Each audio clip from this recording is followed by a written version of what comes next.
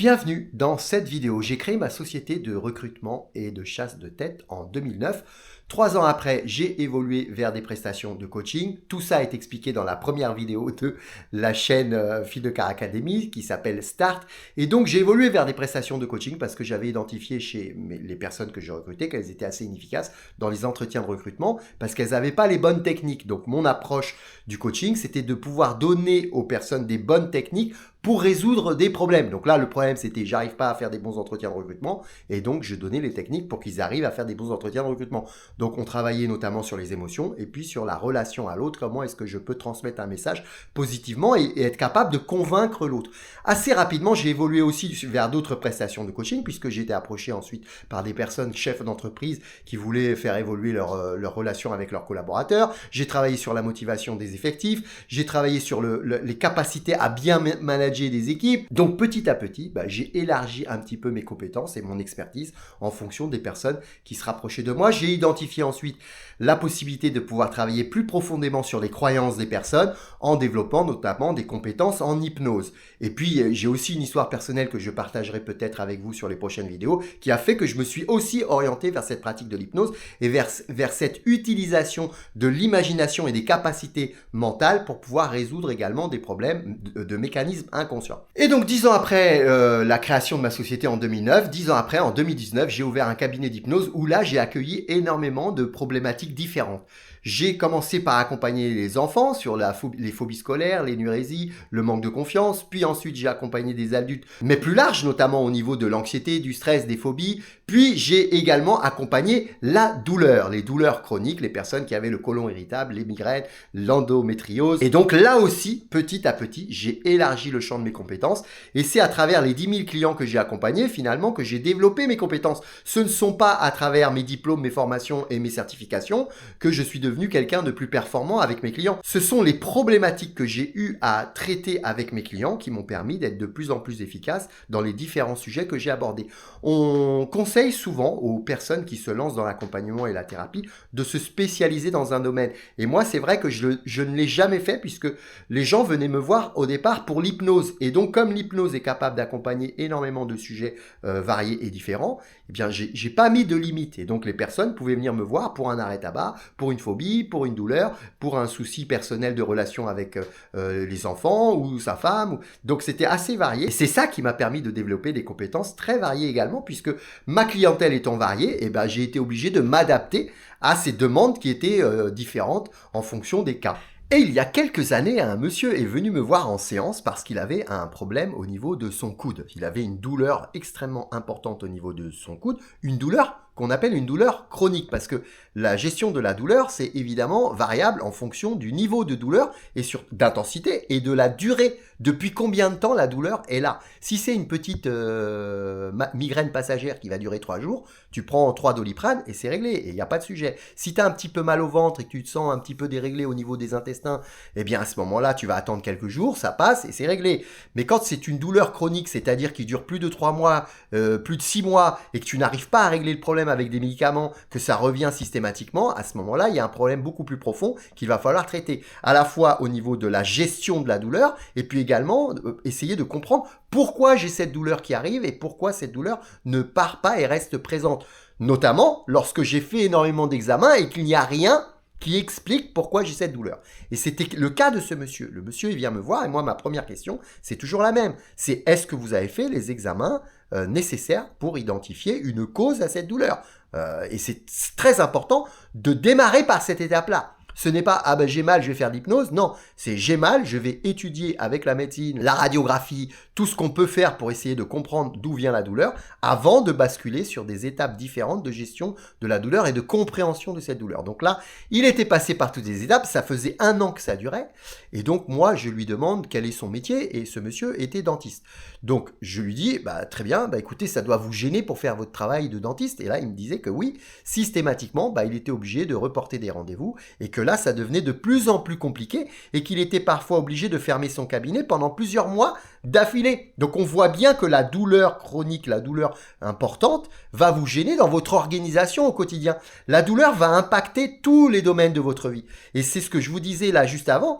Il faut travailler sur l'organisation, Donc l'environnement, comment est-ce que tu es organisé, comment tu fonctionnes, sur tes émotions, qu'est-ce que tu ressens vis-à-vis de cette douleur, vis-à-vis des choses autour de toi, et puis les relations, puisque ça va impacter vos relations. Quelqu'un qui a toujours mal à côté de soi, eh ben ça va saouler l'entourage. Et puis toi, tu vas te retrouver un petit peu embêté parce que tu vas embêter aussi ton entourage. Mais on a aussi des personnes qui vont créer cette douleur-là parce qu'ils veulent rester connectés à leur entourage. Ils ont la peur que les personnes les quittent et donc ils vont créer cette douleur pour que les gens restent à côté d'eux pour s'occuper d'eux. Donc vous voyez que c'est quand même assez complexe. Il faut aller essayer de démêler le vrai du faux, tirer comme sur une petite pelote de laine où tu vas tirer, jusqu'à ce que tu trouves les raisons et que tu trouves la bonne raison qui fait que cette douleur chronique est là présente et qu'elle n'a aucune explication physiologique. Donc ce monsieur, on a enquêté, donc on a fait plusieurs séances et donc au bout d'un certain temps, moi j'ai identifié le fait qu'il n'aimait pas son métier. Donc moi je lui dis mais vous aimez bien être dentiste? Il dit non, ça me saoule. Et je dis pourquoi vous le faites? Parce que on est dentiste de père en fils. C'est-à-dire que mon grand-père, il est dentiste, ma grand-mère est dentiste, mes frères et sœurs, mes parents, tout le monde est dentiste dans la famille et ça fait plusieurs générations que c'est comme ça. Et donc moi, je voulais pas forcément être dentiste, mais j'ai suivi un petit peu le chemin habituel, familial que tout le monde suit. Et donc j'ai dit, ça c'est peut-être un problème.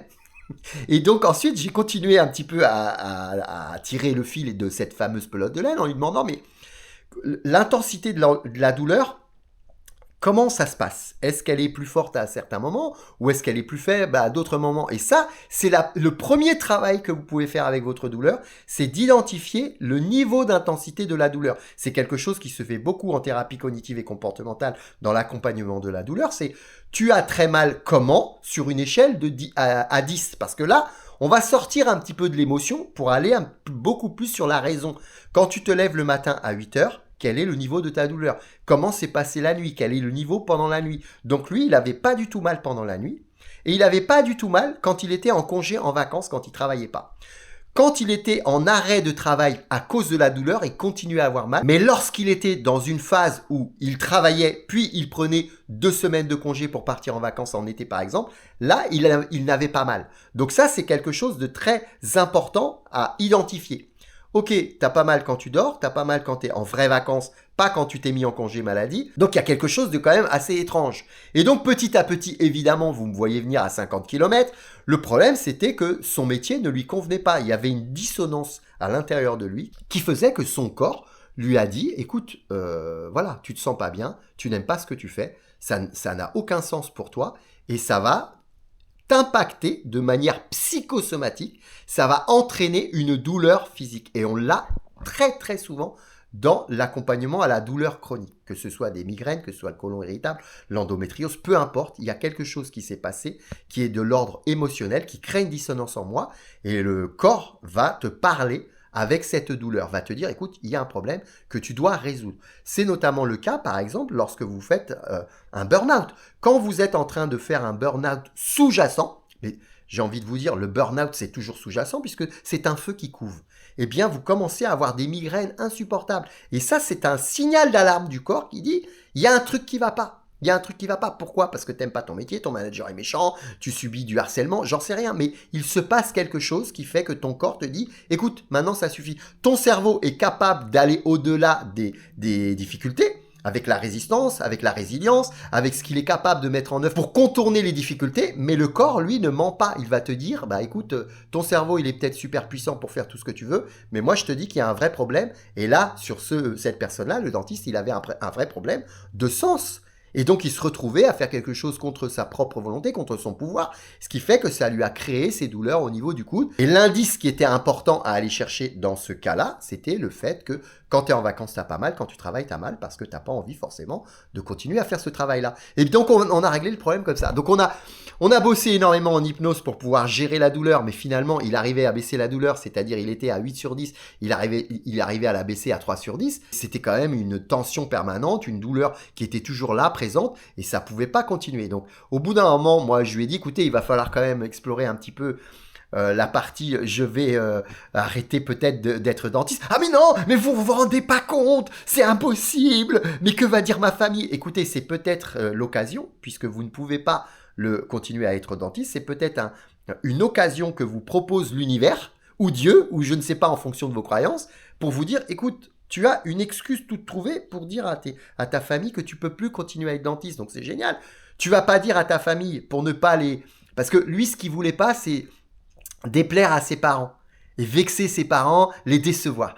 Et donc là, il avait une excuse toute trouvée. Écoutez, je suis vraiment désolé, j'aurais tellement aimé continuer à être dentiste, mais je ne peux pas parce que j'ai mal à mon coude et je ne peux pas continuer comme ça. Je ne peux pas ouvrir mon cabinet 2 mois, puis le fermer 1 mois, puis le réouvrir 2 mois. C'est mauvais pour le business, c'est mauvais pour les clients et l'accompagnement, puis c'est mauvais pour moi aussi. Donc je suis désolé, ma famille, mais je ne peux pas continuer à cause de cette douleur. Eh bien, ce monsieur, il a fini par évoluer et il a fini par fermer son cabinet parce qu'il n'arrivait plus à continuer. La douleur était de plus en plus importante et les fermetures étaient de plus en plus longues. Et vous savez ce qu'il fait aujourd'hui? Aujourd'hui, il a une maison d'hôte dans le sud de la France. Et ce qui est absolument incroyable, c'est qu'il a absolument plus mal au coude. Bah oui, la douleur au coude a disparu. Moi, j'ai échangé avec lui il y a quelques temps et je lui disais, alors comment ça se passe? Bah, j'ai plus du tout mal au coude. Et comment ça se passe au niveau émotionnel, au niveau de... Ah mais c'est super, je suis le plus heureux des hommes. Il avait 50 ans, voilà, il avait à peu près mon âge. Et vous voyez que la douleur, c'est un message. C'est toujours un message. Partez du principe que la douleur est toujours un messager. C'est un messager quand elle est chronique, comme quand c'est quelque chose qui n'est pas chronique, parce que tu as la douleur, c'est un signal d'alarme du corps. C'est pas un truc anodin. Quand tu as mal quelque part, il faut s'en occuper. Quand tu as mal aux dents, il faut aller voir un dentiste, pour reprendre l'exemple du dentiste, qui va regarder si tu as des caries, si tu as un problème, qui fait qu'il va falloir résoudre ce problème. Quand c'est physiologique, tout va bien, on va prendre ce qu'il faut, on va prendre les médicaments qu'il faut, on va soigner, et puis tout va bien se passer. Mais quand il n'y a pas de raison physiologique après tous les examens, et qu'on identifie le fait que finalement, il se passe rien, c'est très souvent le cas au niveau du côlon irritable, on va faire tous les examens, des coloscopies, des scanners, on va tout faire, et les médecins vont être complètement démunis, ils vont te dire, écoute, on ne sait pas ce que tu as. Ça doit être mental, et ça énerve énormément les gens. Quand quelqu'un te dit, je ne sais pas ce que tu as, c'est pas quelque chose que je peux expliquer avec la médecine, avec la science. J'ai pas trouvé quelque chose qui peut justifier ta douleur. Ça énerve énormément les gens parce que les gens ne comprennent pas. Ils se retrouvent démunis. Ils se retrouvent, mais moi j'ai mal, ça veut dire que tu es en train de me dire que j'ai pas mal en fait. Et souvent, le médecin, il va tout de suite te dire, je ne dis pas que vous avez pas mal, parce qu'ils savent très bien ce que ça va créer chez la personne. Ça va créer de la colère. La colère, c'est le besoin de justice. Comment ça? Tu ne reconnais pas ma douleur? Tu reconnais pas que ce que je dis est vrai? Et ça va être très impactant émotionnellement. Mais monsieur, vous avez mal au ventre? Bah ok, mais nous, on voit rien qui fait que vous avez mal au ventre. Mais alors, ça veut dire que je mens? Ça veut dire que tu dis que je mens, que j'ai pas vraiment mal?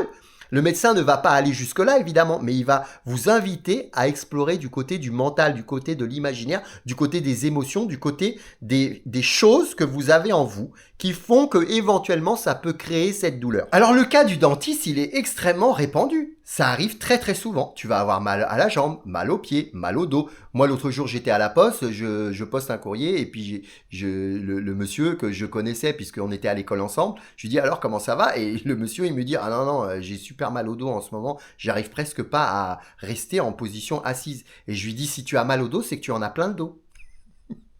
Les migraines, si tu as des migraines, si tu as tout le temps mal à la tête, ça veut dire qu'il y a quelque chose qui te prend la tête. Vous voyez, c'est aussi simple que ça, finalement, la douleur. Donc, il va falloir consulter. Tu vas consulter pour ton problème de dos, tu vois qu'il n'y a pas de souci, et bien à ce moment-là, tu as quelque chose qui fait que ça impacte ta douleur au dos. Est-ce que tu aimes bien être postier? Est-ce que tu aimes bien ton métier? Est-ce que tu aimes bien les échanges avec les gens? Est-ce que les échanges avec ton manager sont positifs et apaisés? Eh bien, non de tout ça. Je n'aime pas les gens, ça m'emmerde. La plupart du temps, je me fais engueuler par les gens parce que je vais pas assez vite. Mon métier, je l'aime pas parce que finalement, je vois pas à quoi il sert. Et puis mon manager, il est méchant, il me met jamais les bons horaires. Et là, évidemment que tu vas en avoir plein le dos. Et donc, tu vas avoir mal au dos. Mais tu comprends pas pourquoi tu as mal au dos. Bah, tu as mal au dos parce que il faut que tu changes de métier, il faut que tu te casses et il faut que tu fasses un autre métier. Voilà. Mais après, attention. Il faut aussi être capable d'accompagner la douleur. Alors comment on fait? J'ai une douleur chronique, j'ai mal à la tête, j'ai mal au ventre, j'ai mal au bras, j'ai mal à la jambe, mais tout le temps, en permanence, depuis 6 mois, depuis 1 an, depuis 2 ans, depuis 10 ans. Je suis obligé d'apprendre à gérer ma douleur. Et là, on va pouvoir utiliser les techniques que je vais vous partager maintenant. Alors, si on veut parler de la douleur dans une vidéo, les amis, on peut faire une chaîne complète sur la douleur. Je pourrais faire la Fil de Car Academy que sur la douleur, en faisant des vidéos YouTube une fois par semaine que en parlant de la douleur. Donc évidemment qu'on va pas résumer en une seule vidéo la douleur, puisque comme je vous l'ai dit au début de cette vidéo, moi j'accompagne énormément de choses. À chaque fois, le tronc commun de mes accompagnements, c'est l'organisation, les émotions, les relations. Je vais aller fouiller là-dedans et je vais essayer de trouver des techniques que les personnes vont pouvoir mettre en place pour améliorer ces aspects-là de leur vie, leur organisation, leurs émotions et les relations interpersonnelles qu'ils vont avoir avec les autres. Et souvent, quand on va travailler là-dessus, on va tomber à un moment donné sur le truc qui va être efficace et qui va résoudre le problème de la personne, que ce soit la douleur, la phobie, les problèmes de confiance, etc. La souffrance, c'est le temps que j'accorde à ma douleur. Plus j'accorde du temps à ma douleur, plus je souffre. Mais à côté de ça, je peux aussi lui accorder le temps nécessaire pour comprendre ma douleur. Je ne peux pas ignorer ma douleur, mais si je lui accorde trop de temps, elle va prendre beaucoup plus d'espace. Donc, il va falloir travailler sur cet équilibre entre je t'accorde du temps et je m'occupe de toi et je fais en sorte de faire ce qu'il faut pour t'apaiser. Et puis en même temps, je ne vais pas non plus passer toute ma vie à m'occuper de toi.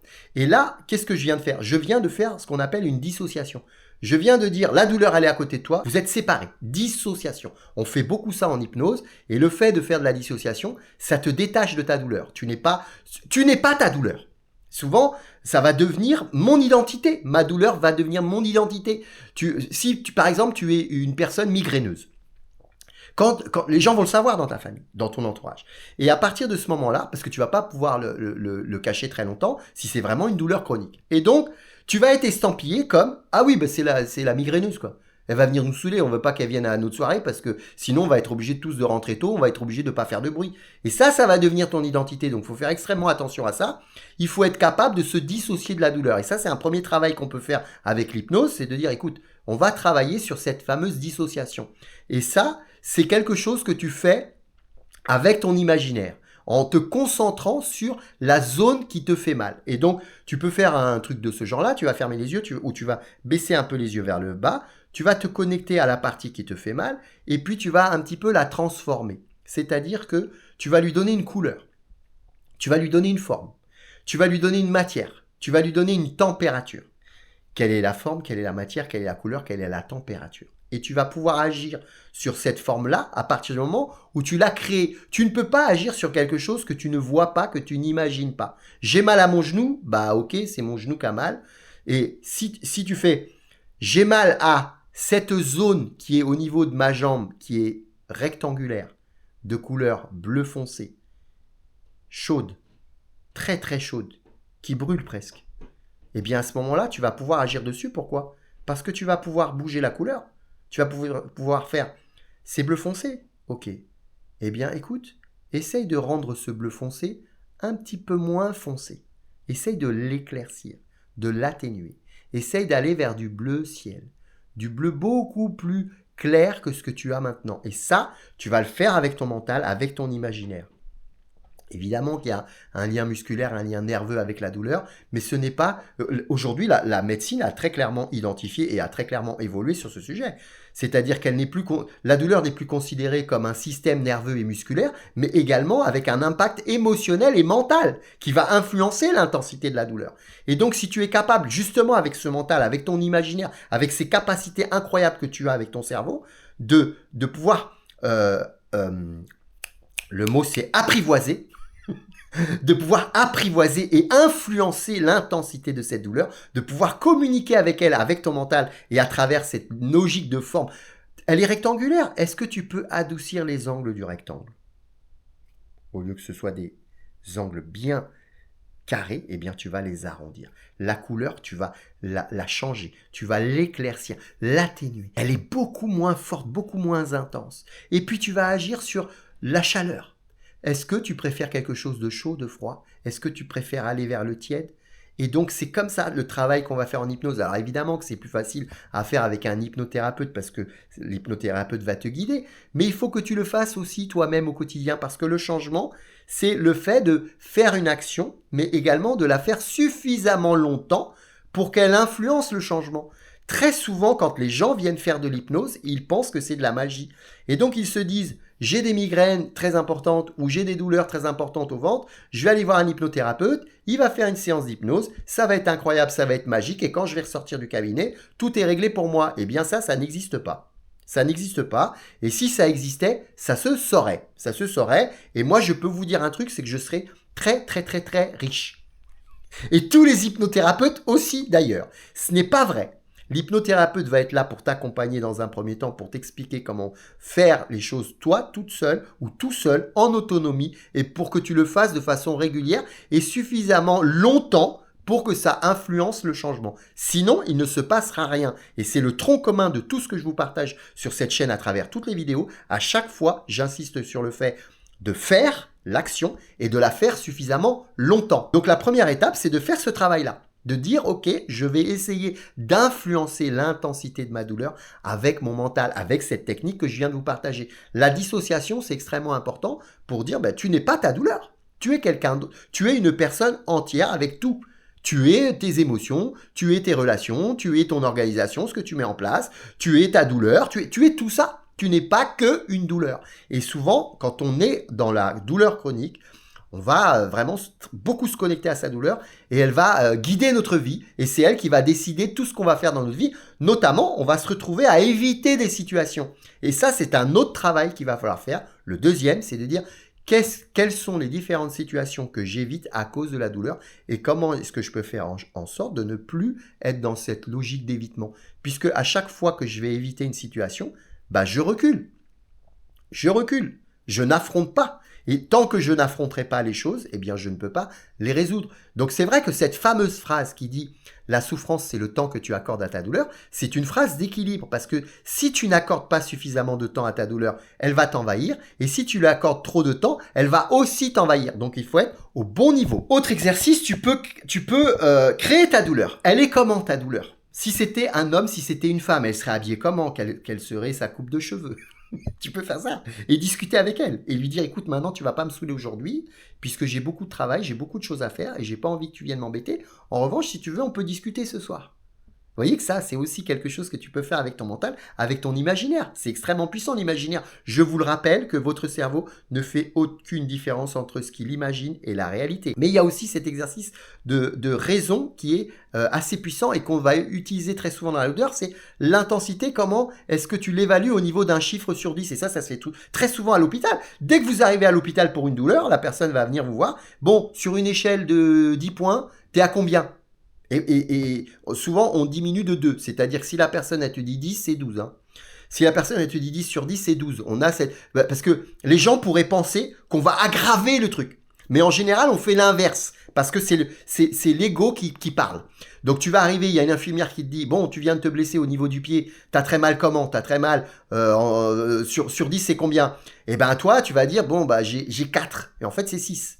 Donc elle le sait, elle va rajouter 2 points, elle dit 6 c'est un petit peu beaucoup, il va falloir qu'on fasse quelque chose.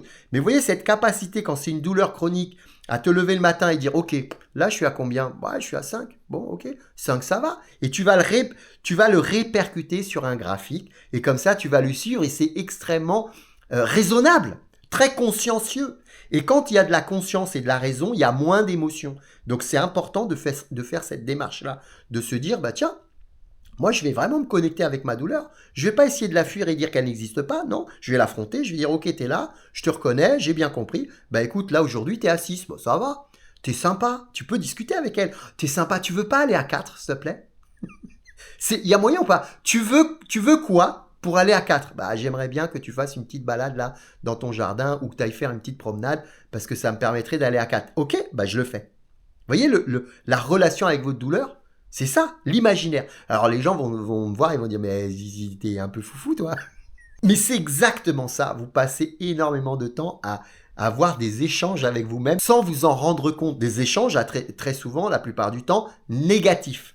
Et là, l'objectif, c'est de pousser le trait, de durcir le trait. Tu as tout le temps des échanges avec toi-même. T'es super, t'es nul, t'es méchant, t'aurais dû faire comme ci, t'aurais dû faire comme ça. En permanence, on communique avec nous-mêmes. Donc là, l'objectif, c'est de dire, ok, je vais communiquer avec moi-même, mais avec un objectif plus intéressant pour moi.